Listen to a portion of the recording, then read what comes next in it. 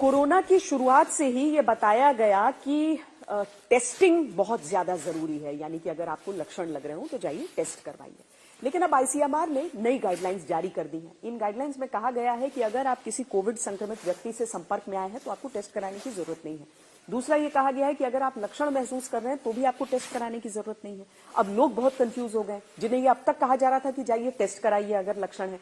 दिल्ली के अलग अलग टेस्टिंग सेंटर्स के बाहर क्या आलम रहा, क्योंकि बहुत लोगों को लौटना पड़ रहा था उसको टेस्ट करने के लिए, यानी कि टेस्ट को लेकर जो कंफ्यूजन है उसे टेस्ट करने के लिए हमारी तमाम टीमें आज इन टेस्टिंग सेंटर्स के बाहर पहुंची।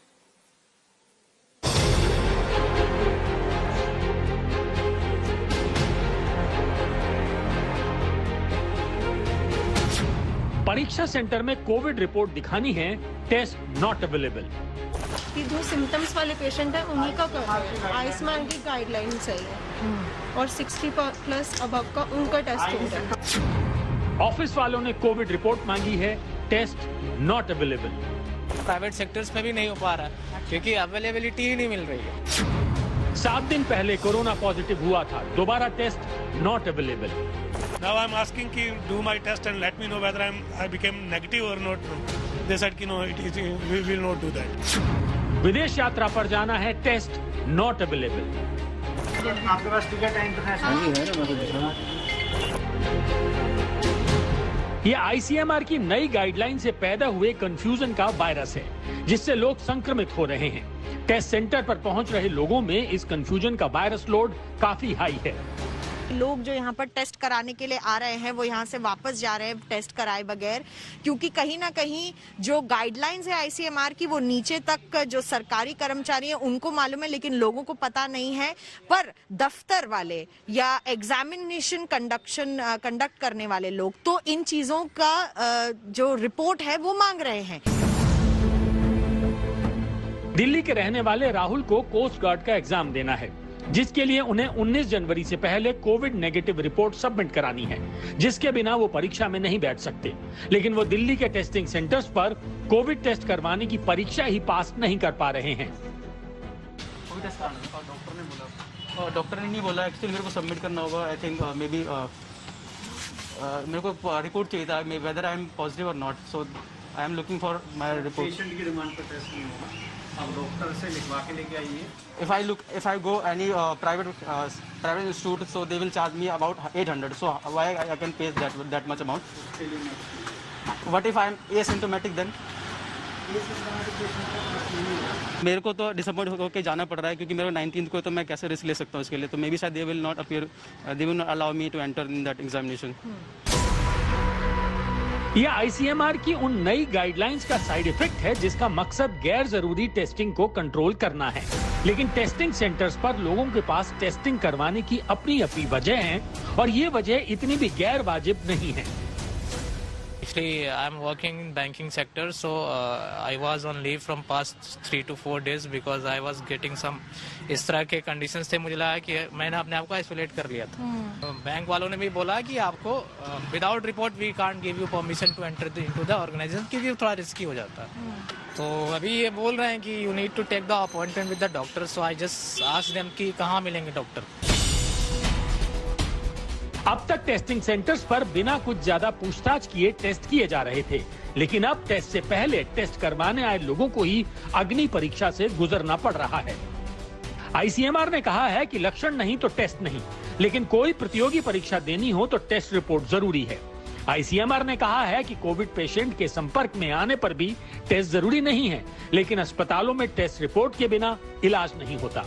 आईसीएमआर ने कहा है कि कोरोना की पुष्टि के 7 दिन बाद दोबारा टेस्ट जरूरी नहीं, लेकिन ठीक होने के बाद ऑफिस ज्वाइन करो तो टेस्ट रिपोर्ट मांगी जाती है।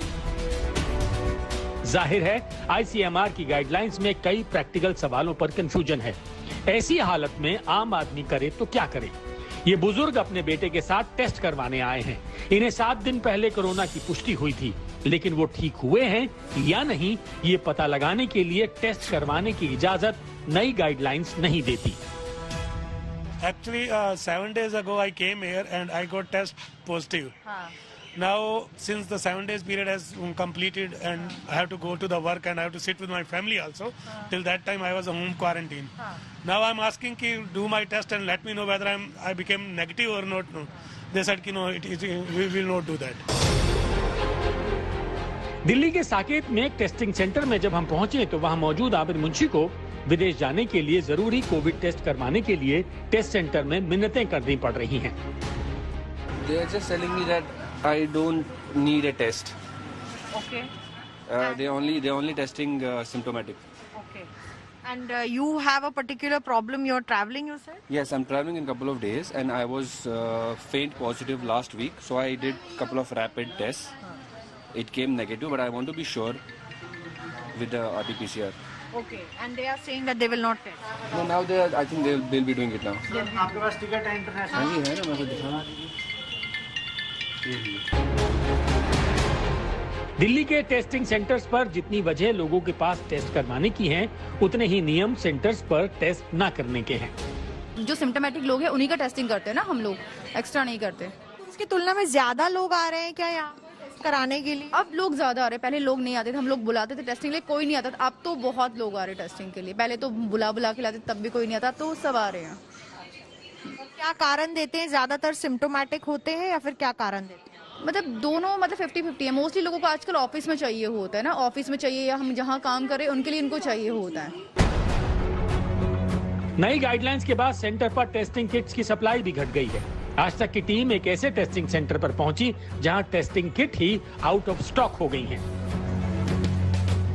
जिन लोगों के टेस्ट करने की इजाजत नई गाइडलाइंस में दी गई है, उन लोगों के लिए भी टेस्ट किट की कमी पड़ गई है। I have throat infection. I don't want to risk it. So my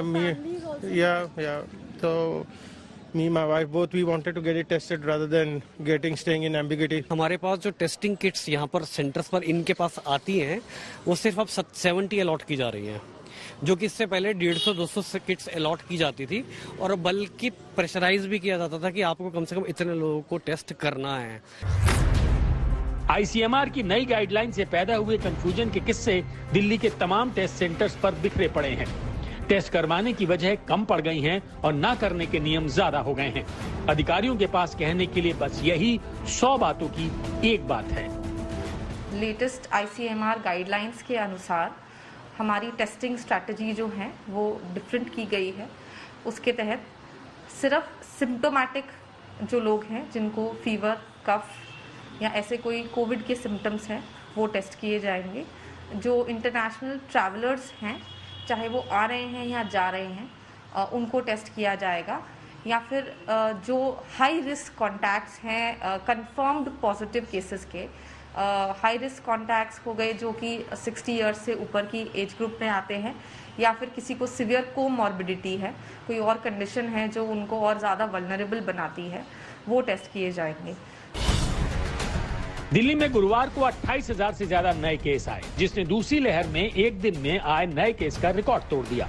हर 3 में से 1 टेस्ट रिपोर्ट पॉजिटिव आ रही है। तब आईसीएमआर की नई गाइडलाइंस को लेकर लोगों में कंफ्यूजन इस बात को लेकर भी है कि क्या सरकार केस के नंबर कम दिखाने की कोशिश कर रही है। मिलन शर्मा, आज तक।